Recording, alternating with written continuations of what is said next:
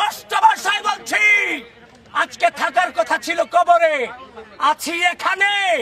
আমার রক্ত, আমাদের রক্ত, আমাদের কণ্ঠের উপর দাঁড়িয়ে তুমি সেই প্রশাসনে বসেছ। তোমাকে তো কোনো দলের প্রতিনিধিত্ব করার জন্য বসানো হয় না।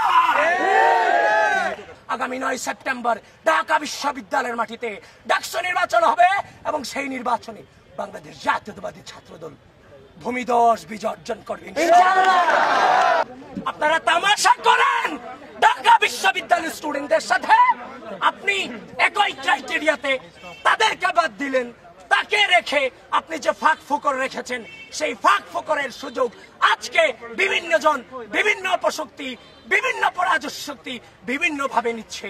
স্পষ্ট ভাবে জানিয়ে দিতে চাই, এই ঢাকা বিশ্ববিদ্যালয়ের মাটিতে আগামী 9 সেপ্টেম্বর ডাকসু নির্বাচন অনুষ্ঠিত হতেই হবে, হতেই হবে,